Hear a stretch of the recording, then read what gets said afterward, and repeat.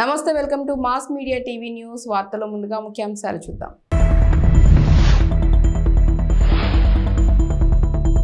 కేసీఆర్ పని అయిపోయింది, కారు షెడ్డుకే రేవంత్.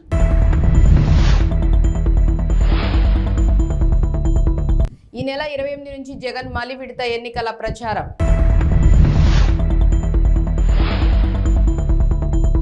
ఈ నెల 29న తెలంగాణలో జేపీ నడ్డా పర్యటన.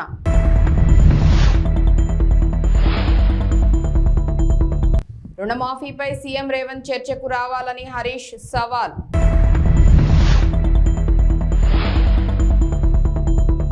టీటీడీకి చెందిన 2000 నోట్ల మార్పిడికి ఆర్బీఐ అంగీకారం. దేశంలో కాంగ్రెస్ పార్టీ కష్టాల్లో ఉన్నప్పుడు ఆనాడు ఇక్కడి ప్రజలు మెదక్ గడ్డపై ఇందిరమ్మను గెలిపించారని ముఖ్యమంత్రి రేవంత్ రెడ్డి అన్నారు. ఈ సందర్భంగా మాట్లాడుతూ 1999 నుంచి 2024 వరకు 25 సంవత్సరాలు మెదక్ పార్లమెంటు బీజేపీ బీఆర్ఎస్ చేతిలోనే ఉందని అన్నారు. ఆనాడు ఇందిరమ్మ తెచ్చిన పరిశ్రమలు తప్ప బీజేపీ బీఆర్ఎస్ ఈ ప్రాంతానికి చేసిందేం లేదని అన్నారు. 10 ఏళ్ల బీఆర్ఎస్ పాలనలో మెదక్ ప్రజలకు ఒరిగిందేం లేదని అన్నారు. ముఖ్యమంత్రిగా ఈ రాష్ట్ర ప్రజలకు ఇచ్చిన హామీలు అమలు చేయకపోను 4 కోట్ల తెలంగాణ ప్రజల్ని మోసం చేసినందుకు మొన్న డిసెంబర్ నాడు మీరందరూ కలిసి టిఆర్ఎస్ పార్టీని తిత్తిదీసి కోదండానికి వేలాడేసి ఈరోజు కారు గుర్తును కార్ఖానకు పంపించారు. అయ్యా కొడుకులు చెప్తున్నారు కారు కార్ఖానకు పోయింది మళ్ళీ వాపసు వస్తుందని. మాకానే చెప్తున్నాడు సారీ కాదు, కార్ఖానా నుంచి వాపసు రాదు, తూకానికి అమ్మాల్సిందే, దాని పని అయిపోయింది, అనుం చెడ్డది అని చెప్పి. అందుకే ఇవాళ కేసీఆర్ ఎన్ని చెప్పినా, కేటీఆర్ ఎన్ని అబద్ధాలు మాట్లాడినా, తండ్రి 4 గంటలు కొడుకు 2 గంటలు టీవీ 9లో కూర్చొని ఎంత దుఃఖం వెళ్ళిపుచ్చినా ప్రజలకు సానుభూతి రాలేదు. ఇవాళ ఆ సానుభూతి రాలేదు అని చెప్పి చంద్రశేఖరరావు గారు బస్ వేసుకొని బయలుదేరిండు. కారు పని అయిపోయిందని ఇవాళ బస్ వేసుకొని బయలుదేరిండు. నిన్న మిర్యాలగూడ పోయిండు, సూర్యాపేట పోయిండు, భువనగిరికి వచ్చిండు. ఇవాళ ఆయన యాత్ర చూస్తుంటే 100 ఎలుకలు తిన్న పిల్లంట తీర్థయాత్రలకు పోయి వచ్చిందంట. నా పాపాలన్నీ మన్నించు అని. 10 ఏళ్ళు అధికారంలో ఉండి ప్రజలు వస్తే రానియక ఫామ్ హౌస్ దగ్గరకు వస్తే లాఠీ చార్జ్ చేయించి ప్రగతి భవన్లో ఎర్ర టెండలో గద్దరన్న కలవడానికి వస్తే 4 గంటలు ప్రగతి భవన్ గేట్ల ముందల గద్దరన్నను కూర్చోబెట్టింది మర్చిపోయినట్టున్నాడు. 10 ఏళ్ళ అధికారంలో ఉన్నప్పుడు సచివాలయానికి రాలే, ప్రగతి భవన్లో లోపలికి మనల్ని రానియలే. ఏ రోజు కూడా తెలంగాణ ప్రజలు గుర్తురాలే. తెలంగాణ రైతులు, విద్యార్థులు, నిరుద్యోగ యువకులు, మహిళలు, మైనార్టీలు ఏ ఒక్కరు కూడా చంద్రశేఖరరావుకు గుర్తు రాలే. అధికారం ఉన్నంతసేపు ఆంధ్ర కాంట్రాక్టర్లు, హైదరాబాదు రియల్ ఎస్టేట్ వాళ్ళు ఆయనకు గుర్తొచ్చిండ్రు తప్ప ఏ రోజు కూడా తెలంగాణ 4 కోట్ల ప్రజల్ని పట్టించుకోలే. ఈ కార్యకర్తలు కష్టపడి కారును ఖతం చేస్తే ఇవాళ మళ్ళా ప్రజలు గుర్తొచ్చి చంద్రశేఖరరావు ఫామ్ హౌస్ల నుంచి బయటికి వచ్చిండు. ఫామ్ హౌస్ గేట్లు బార్లా తెరుచుకొని ప్రజల్ని రమ్మంటుడు. అంత అయిపోయినాక ఆ చేతులు కాలినాక ఆయన ఇవాళ ఆకులు పట్టుకున్నట్టు బయలుదేరాడు. 4 గంటలు వచ్చి టీవీలో కూర్చున్నాడు. నేను అడుగుతున్న చంద్రశేఖరరావును, 4 గంటలు వచ్చి టీవీలో కూర్చోనికి వచ్చింది కానీ వారం రోజులు అసెంబ్లీ నడిపి కాళేశ్వరం నుంచి ఇందిరమ్మ ఇండ్ల వరకు నిరుద్యోగ యువకుల ఉద్యోగాల కోసము, రైతు రుణమాఫీ కోసము, రైతు బంధు కోసము, మైనార్టీ రిజర్వేషన్ల కోసం అసెంబ్లీలో చర్చ పెట్టినాం. చర్చలు మాత్రం రాలే. ఎందుకంటే చర్చలకు వస్తే ఎదురుగా కాంగ్రెస్ వాళ్ళు ఉంటారు, రేవంత్ రెడ్డి ఉంటారు, అడుగుతారు, కడుగుతారు, అంగిప్పి 4 దంచుతారని అసెంబ్లీకి రాలే. ఇక ఆయన పోయిన టీవీలో అడిగేటోడు ఆళ్ళోడే, చూపించేటోడు ఆడోళ్ళే, మొత్తం వాళ్ళే.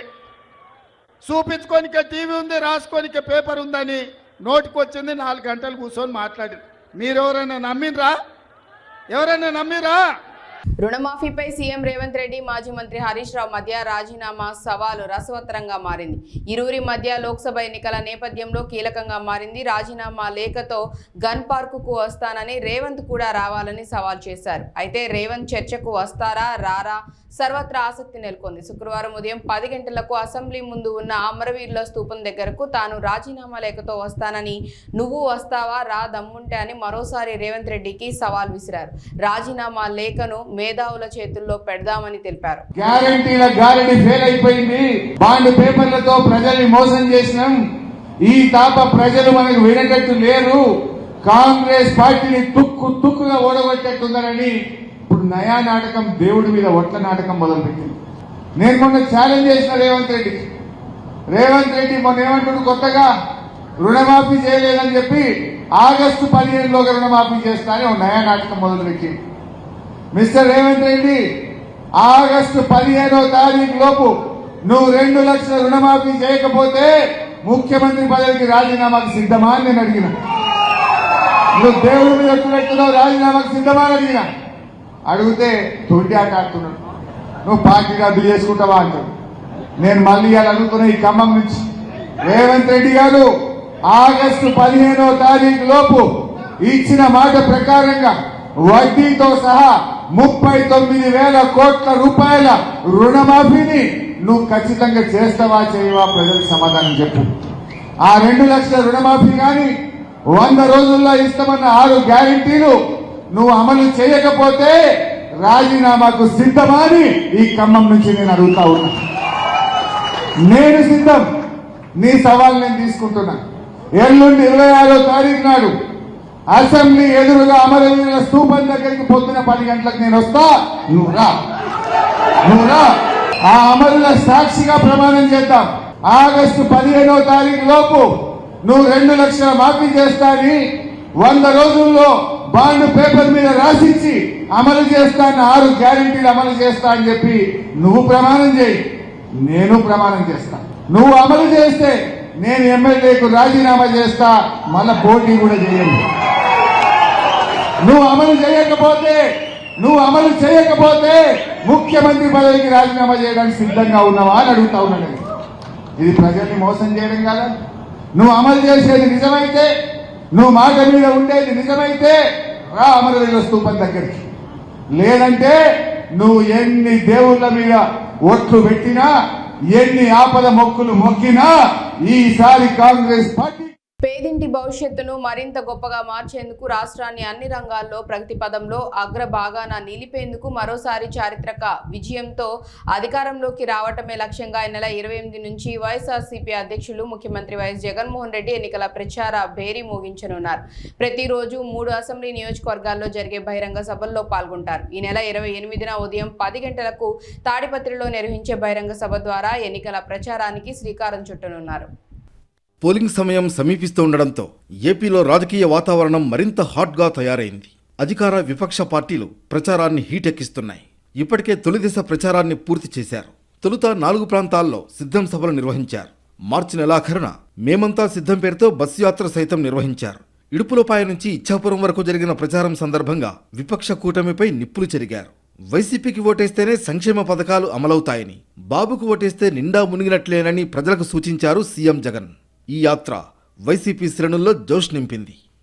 పులివెందులలో నామినేషన్ వేసిన తర్వాత మరో విడత ప్రచారానికి సిద్ధమయ్యారు సీఎం జగన్. ఈ నెల 28 నుంచి రాష్ట్ర వ్యాప్తంగా పర్యటన చేయనున్నారు. ప్రతిరోజు 3 అసెంబ్లీ నియోజకవర్గాల్లో బహిరంగ సభలు నిర్వహించనున్నారు. ఈ నెల 28న ఉమ్మడి అనంతపురం జిల్లా తాడిపత్రి, నెల్లూరు జిల్లా వెంకటగిరి, కందుకూరులో బహిరంగ సభలు నిర్వహించనున్నారు. ఈ నెల 29న చోడవరం, పి గన్నవరం, పొన్నూరు, 30వ తారీఖున కొండపి, మైదుకూరు, పీలేరులో సిద్ధం సభలు జరగనున్నాయి. మే 1వ తారీఖున బొబ్బిలి, పాయకరావుపేట, ఏలూరులో బహిరంగ సభలు నిర్వహించనున్నారు. ఈ మేరకు పార్టీ క్యాడర్ రూట్ మ్యాప్ తయారు చేయడం జరిగింది. రాష్ట్రంలో పార్లమెంట్ ఎన్నికల్లో డబుల్ డిజిట్ సీట్లే లక్ష్యంగా పెట్టుకున్న బీజేపీ ప్రచారాన్ని స్పీడ్ చేసింది. ఇందులో భాగంగా ఈ నెల 29న రాష్ట్రానికి జేపీ నడ్డా రానుండగా 30న మోదీ పర్యటన ఖరారైంది. రాష్ట్రంలో ఎన్నికల షెడ్యూల్ రిలీజ్ అయ్యాక తొలిసారిగా మోదీ రాష్ట్రానికి రానున్నారు. ఈ నెల 30న జహీరాబాద్ ఎంపీ అభ్యర్థి బీబీ పాటిల్, మెదక్ పార్లమెంట్ అభ్యర్థి రఘునందన్ రావుకు మద్దతుగా ప్రచారం నిర్వహించనున్నారు. త్వరలో ఆందోల్ అసెంబ్లీ నియోజకవర్గంలోని సుల్తాన్పూర్లో మధ్యాహ్నం 3 గంటలకు నిర్వహించనున్న బీజేపీ విశాల జనసభలో మోదీ పాల్గొంటారని ఆ పార్టీ నేతలు ప్రకటించారు. అదే రోజు సాయంత్రం శేరిలింగంపల్లి నియోజకవర్గంలో ఐటీ ఎంప్లాయీస్ ఇంటలెక్చువల్స్తో సమావేశమయ్యే ఛాన్స్ ఉంది. అలాగే మే 3-4 తేదీల్లోనూ మోదీ రాష్ట్రానికి రానున్నారని పార్టీ వర్గాలు చెప్తున్నాయి. మే 3న వరంగల్ పార్లమెంట్ పరిధిలో ఒక సభ, భువనగిరి, నల్గొండ ఎంపీ సెగ్మెంట్లను కలుపుతూ మరో సభలో ఆయన పాల్గొంటారు.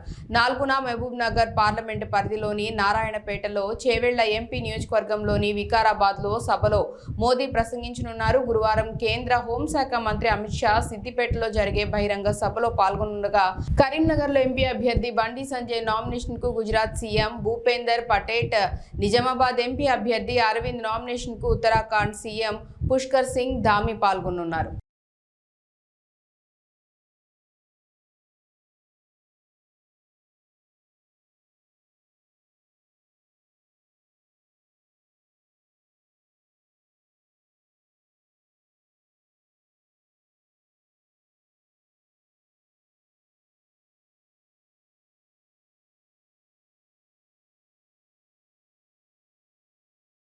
కరీంనగర్ ప్రభుత్వ మహిళా డిగ్రీ కళాశాలకు కేంద్ర ప్రభుత్వం అటానమస్ హోదా కల్పించనుంది. కరీంనగర్ ప్రభుత్వ మహిళా డిగ్రీ కళాశాలకు అటానమస్ హోదా కల్పించాలని కోరుతూ ఫిబ్రవరి 16న ఎంపీ బీజేపీ జాతీయ ప్రధాన కార్యదర్శి బండి సంజయ్ కేంద్రానికి లేఖ రాశారు. బండి సంజయ్ లేఖపై కేంద్రం స్పందించింది. అటానమస్ హోదా కల్పిస్తున్నట్లు శాతవాహన యూనివర్సిటీ రిజిస్ట్రార్కు లేఖ అందించారు. అటానమస్ హోదా కల్పించినందుకు కేంద్ర మానవ వనరుల అభివృద్ధి శాఖకు బండి సంజయ్ కృతజ్ఞతలు తెలిపారు. ఇదే సైన్స్ కాలేజీలో కానీ ఆర్ట్స్ కాలేజీలో చదువుకున్న తర్వాత అనేక సమస్యల మీద అవగాహన ఉంటుంది. ప్రభుత్వ కళాశాలలో చదువుకునే విద్యార్థులందరూ కూడా సమస్యల మీద అవగాహన ఉంటుంది. నేను ప్రభుత్వ కళాశాలలో చదువుకునే వాటి నేను ఎంపీ అయ్యాను. ఒక పార్లమెంట్ సభ్యుడిగా ఏ సమస్య వచ్చినా, ఏ ఇబ్బంది వచ్చినా ఈ కళాశాల సమస్యల మీద ఒక అవగాహనతోనే తప్పకుండా పరిష్కరించే ప్రయత్నం చేస్తాను. కలియుగ ప్రత్యక్ష దైవం తిరుమల శ్రీ వెంకటేశ్వర స్వామి వారి దర్శనానికి ప్రతిరోజు వేలాది మంది భక్తులు తరలి వస్తుంటారు. ఇక ప్రతిరోజు కోట్లాది రూపాయలు శ్రీవారికి హుండీలో సమర్పించుకుంటారు భక్తులు. అయితే ఆర్బీఐ 2000 నోట్లను రద్దు చేసిన తర్వాత కూడా శ్రీవారి హుండీలో ఆ నోట్లను వేస్తూనే ఉన్నారు భక్తులు. దీంతో ఆర్బీఐతో నోట్ల మార్పిడి కోసం ప్రయత్నాలు మొదలుపెట్టింది టీటీడీ. ఎట్టకేలకు 2000 రూపాయలు మార్పిడిలో టీటీడీ ప్రయత్నం ఫలించింది. 2023 అక్టోబర్ 7వ తేదీ నుంచి 2000 రూపాయల నోట్ల మార్పిడిని రిజర్వ్ బ్యాంక్ ఆఫ్ ఇండియా రద్దు చేసిన విషయం విదితమే కాగా, అటు తర్వాత కూడా శ్రీవారి హుండీలో 2000 రూపాయల నోట్లు పెద్ద సంఖ్యలో సమర్పించారు భక్తులు. దీనిపై రిజర్వ్ బ్యాంక్ అధికారులతో స్పందించిన నోట్ల మార్పిడి చేయాలని విజ్ఞప్తి చేసింది టీటీడీ. దీనిపై సానుకూలంగా స్పందించారు రిజర్వ్ బ్యాంక్ ప్రతినిధులు. 2023 అక్టోబర్ 8వ తేదీ నుంచి 2024 మార్చి 22వ తేదీ వరకు 5 విడతల్లో 3,20,00,000 రూపాయల విలువ చేసే 2000 రూపాయల నోట్లను మార్పిడి చేసుకుంది టీటీడీ.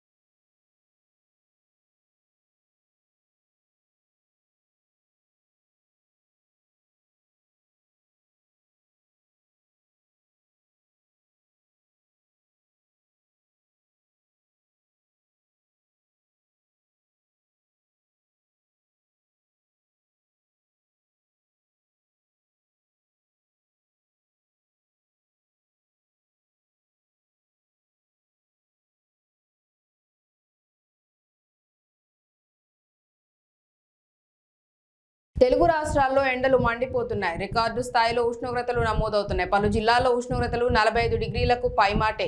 పలు మండలాల్లో తీవ్ర వడగాళ్లు కూడా వీస్తున్నాయి. వచ్చే 3 రోజులు గరిష్ట ఉష్ణోగ్రతలు మరో 2 నుంచి 3 డిగ్రీలు పెరిగే అవకాశం ఉందని హైదరాబాద్ వాతావరణ కేంద్రం హెచ్చరించింది. గురు శుక్రవారాల్లో పలు జిల్లాల్లో వడగాలులు వీస్తాయని తెలిపింది. గురువారం కొమరంభీం, ఆసిఫాబాద్, మంచిర్యాల, పెద్దపల్లి, జయశంకర్, భూపాలపల్లి, ములుగు, భద్రాద్రి కొత్తగూడెం, ఖమ్మం, నల్గొండ, సూర్యాపేట జిల్లాల్లో వడగాల్పులు వీస్తాయని వాతావరణ శాఖ తెలిపింది. ఈ జిల్లాలకు 3 రోజుల పాటు ఎల్లో అలర్ట్ జారీ చేసింది. కాగా మన్నార్ గల్ఫ్ నుంచి అంతర్గత తమిళనాడు, రాయలసీమ మీదుగా దక్షిణ తెలంగాణ వరకు సగటు సముద్ర మట్టానికి 1.5 కిలోమీటర్ల ఎత్తులో ద్రోణి కొనసాగుతుందని వాతావరణ శాఖ తెలిపింది.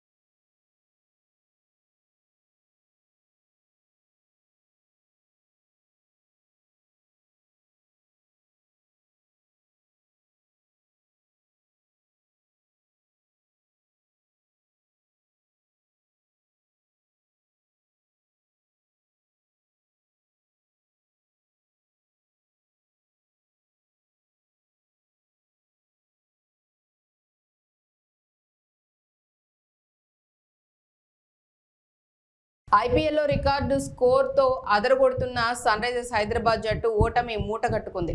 అది కూడా ఈ సీజన్లో పేలవ ప్రదర్శన చేస్తున్న ఆర్సీబీపై కావటం అభిమానులకు మరింత బాధని కలిగిస్తోంది. అంతేకాదు సొంత మైదానం ఉప్పల్లో ఘన విజయం సాధిస్తుందని భావించిన అభిమానులను పూర్తిగా నిరాశకు గురిచేసింది. స్టార్ బ్యాట్స్మెన్లు అందరూ చేతులెత్తేశారు. కెప్టెన్ ప్యాట్ కమిన్స్ సహా బౌలర్లందరూ నిరాశపరిచారు. దీంతో ఆర్సీబీ 35 పరుగుల తేడాతో విజయం సాధించింది. వరుసగా 6 మ్యాచ్ల్లో ఓడి డీలా పడిన ఆ జట్టు ఎట్టకేలకు సుమారు నెల రోజుల తర్వాత గెలుపు బాట పట్టింది. Rajat Patidar player of the match గా నిలిచారు.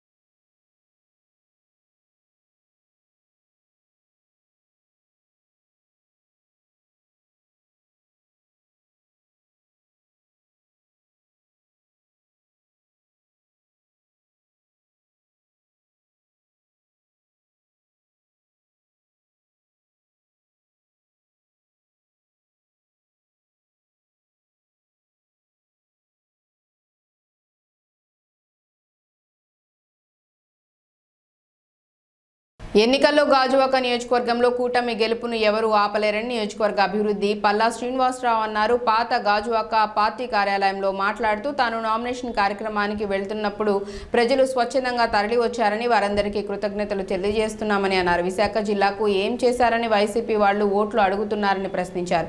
రాష్ట్రాన్ని అప్పుల ఊబిలోకి నెట్టారని ఓట్లేయాలా లేక ప్రజాధనాన్ని దుర్వినియోగం చేస్తున్నారని ఓట్లేయాలా అని నిలదీశారు. గత 5 ఏళ్లలో గాజువాక ఎలాంటి అభివృద్ధికి నోచుకోలేదని అన్నారు.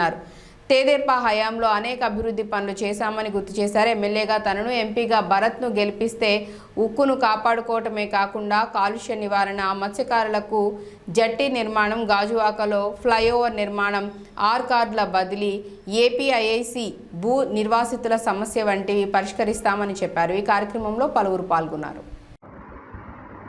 కార్మిక లోకానికి తెలుసు, ఇక్కడ ఉన్నటువంటి నిర్వాసితులకు తెలుసు, అందరికీ తెలుసు. ఏ ప్రైవేట్ ఇన్వెస్టర్ రావాలన్నా, ఏ ప్రైవేట్ వ్యక్తి అయినా స్టీల్ ప్లాంట్ కొనాలి అంటే అక్కడ దానికి స్టేట్ గవర్నమెంట్ ఒక సహాయ సహకారాలు కావాలి. అందుకే కేంద్ర ప్రభుత్వం అమ్మేస్తానంటే కొనడానికి రాష్ట్ర ప్రభుత్వం సహాయ సహకారాలు లేకుండా నిన్న జరిగినటువంటి నా నామినేషన్ ఏదైతే యాత్ర ఉందో దాన్ని దిగ్విజయంగా విజయవంతంగా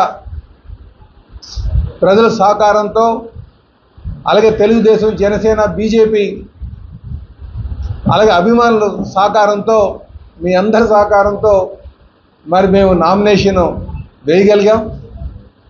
ఆ నామినేషన్ను చూసిన తర్వాత ఆ నామినేషన్, ఆ పాదయాత్ర కావచ్చు, ఆ యాత్ర కావచ్చు, అది చూసిన తర్వాత నిజంగా నా భూతో నా భవిష్యత్ లాగా ఉంది. అంటే నేను ఎప్పుడు కూడా అంత జనాన్ని చూడలే.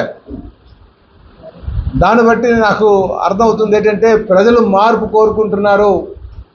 ఇటు విశాఖపట్నం ఒక గాజువాకలో కావచ్చు, విశాఖపట్నం పార్లమెంట్ కావచ్చు, అలాగే ఈ రాష్ట్రంలో కావచ్చు, రేపు ఖచ్చితంగా ఎన్డీఏ కూటమి, తెలుగుదేశం, జనసేన, బీజేపీ కూటమి అధికారంగా రాబోతుందని చెప్పేసి ఈ సందర్భంగా తెలియజేస్తాను. అందుకే మీ ద్వారా నేను గాజువాక పుర ప్రజలకు, తెలుగుదేశం, జనసేన, బీజేపీ నాయకులకు, అలాగే అభిమానులకు అందరికీ కూడా మీ ద్వారా నేను వారికి ధన్యవాదాలు తెలియజేసుకుంటున్నాను. నేను నా మీద భరోసాగా పెట్టి అంతమంది మరి స్వచ్ఛందంగా పాల్గొని సుమారు 3 గంటల పాటు ఆ మండు టెంట్లో మాతో పాటు అక్కడ నామినేషన్ ఫైలింగ్ కోసం వచ్చినందుకు వారందరికీ కూడా నేను పేరు పేరున ధన్యవాదాలు తెలియజేస్తున్నా. మరి సోదరులారా, ఈరోజు మళ్ళీ మీ ద్వారా నేను ప్రజానికాన్ని కోరుతున్నాను. గడిచిన 15 సంవత్సరాలుగా మేము ఎప్పటి నుంచో ఉన్నాం. చెప్పాలంటే మా నాన్నగారు 71, 72లో సర్పంచ్ అయ్యారు. అప్పటి నుంచి ఈ ప్రాంతంతో ఇక్కడ ఉన్నటువంటి ప్రజలతో మమేకమయ్యే ఉన్నాం. కుటుంబ పరంగా కార్మిక లోకంతో ఉంటాం. కానీ నేను ప్రత్యేకంగా 2009 నుంచి మరి నియోజకవర్గంలోనే ఉంటూ ఇక్కడ ఉన్నటువంటి సాధక బాధలు తెలుసుకొని మరి అప్పుడు నాకు 2014లో నాకు శాసనసభ్యుడిగా అవకాశం కల్పించారు. ఆ 5 సంవత్సరాలు 2014 నుంచి 2019 మధ్యన నేను అనేక సమస్యలు పరిష్కారం చేసేటువంటి పద్ధతి, నా యొక్క పద్ధతిని చూశారు. నేను అధికారం ఉన్నప్పుడు ఏ విధంగా సమస్యలు పరిష్కారం చేస్తానన్న దాని మీద పూర్తి అవగాహన ఇక్కడ ఉన్నటువంటి ప్రజలకు ఉంది. అలాగే అధికారం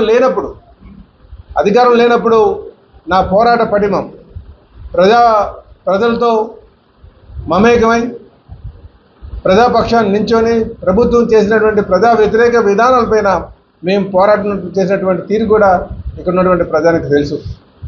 కనుక నేను గత 15 సంవత్సరాలుగా గాజువాక నియోజకవర్గంలోనే ఉండి అనేక సమస్యల పరిష్కారం పట్ల లేకపోతే పోరాటం చేసిన విషయంలో కావచ్చు, నాకు నా నైజం ఇక్కడ ఉన్నటువంటి ప్రజానికానికి తెలుసు. కనుక మళ్ళీ నాకు అవకాశం కల్పిస్తారనే నమ్మకం ఉందని చెప్పి ఈ సందర్భంగా నేను తెలియజేస్తున్నా. ఈరోజు ఇక్కడికి వచ్చినందుకు గాను మీ అందరికీ కూడా నేను ప్రెస్ సోదరులందరికీ పేరు పేరున నేను నమస్కారాలు తెలియజేసుకుంటాను.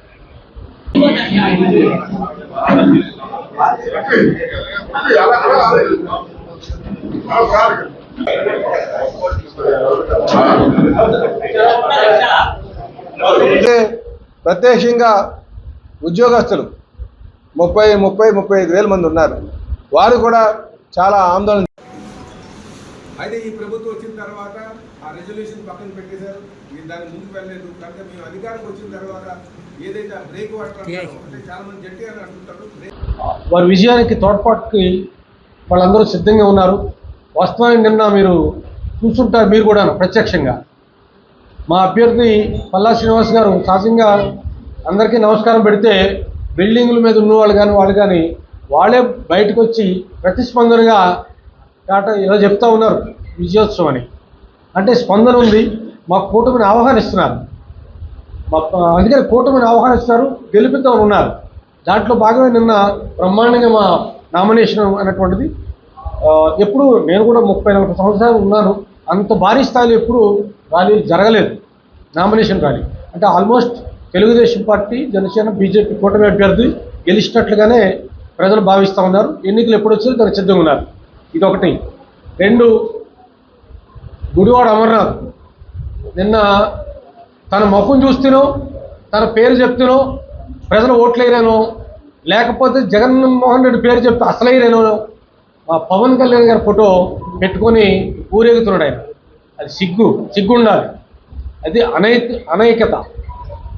నైతిక విలువలు లేనటువంటి మనిషిలాగా ప్రవర్తించారు. సరే, వేదిక మీద ఉన్నటువంటి బొత్స సత్యనారాయణ ఇంకా సుబ్బారెడ్డి ఎంపీలు వాళ్ళకైనా బుద్ధి ఉండాలి కదా. పవన్ కళ్యాణ్ గారి ఫోటో నువ్వు పెట్టుకుంటే నీ జగన్మోహన్ రెడ్డి ఫోటో పెట్టుకోవాలి.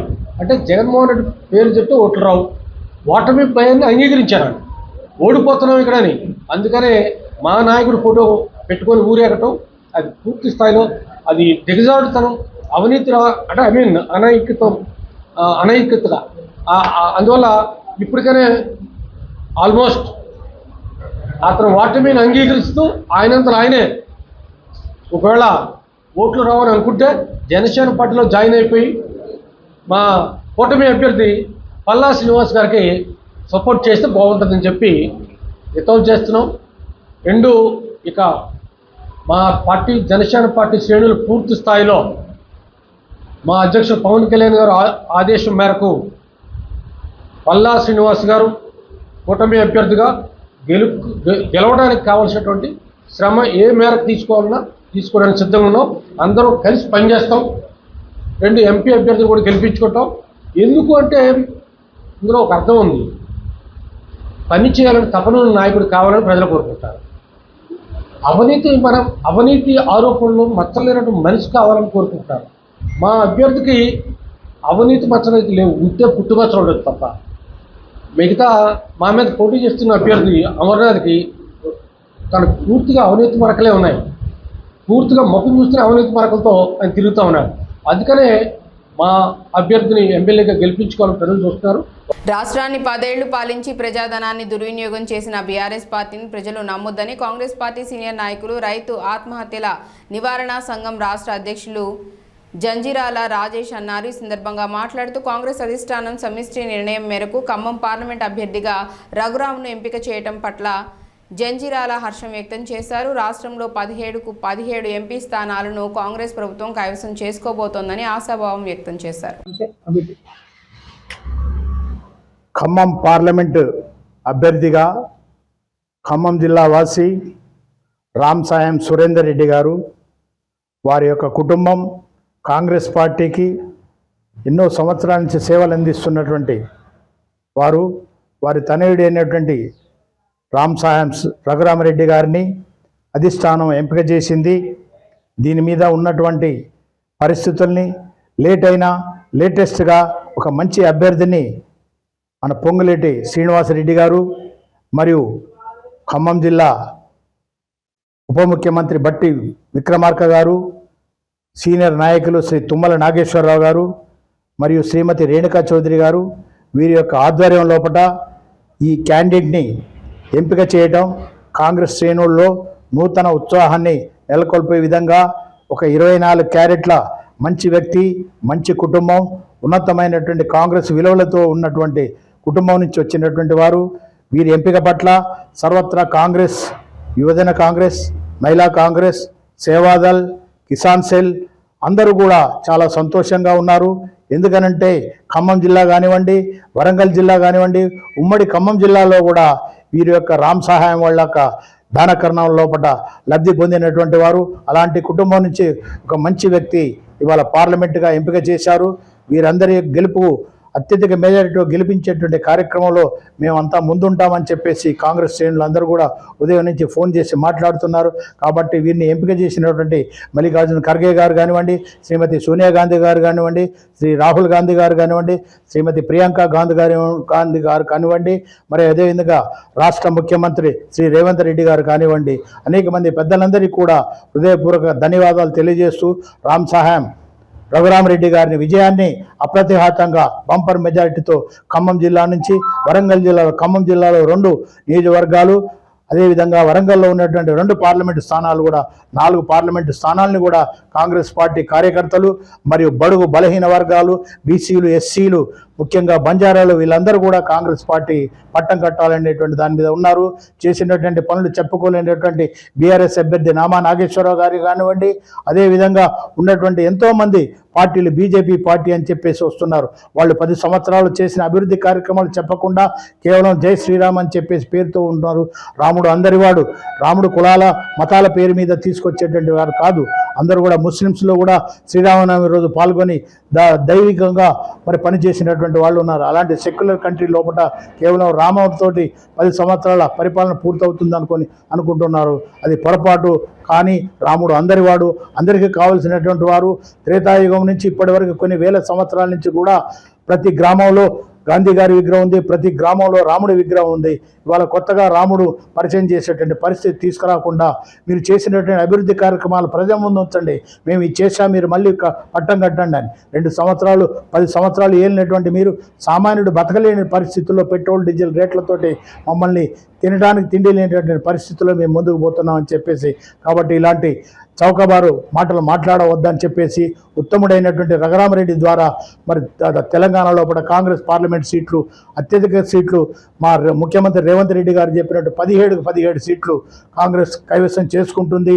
రాహుల్ గాంధీ జూన్ 9వ తారీఖు నాడు ప్రమాణ స్వీకారం చేస్తారు ప్రధానమంత్రిగా అని చెప్పేసి మేము విజ్ఞప్తి చేస్తూ ప్రజల్ని కోరుకుంటున్నాను, మనవి చేసుకుంటున్నాను. జై కాంగ్రెస్, జై రాహుల్ గాంధీ.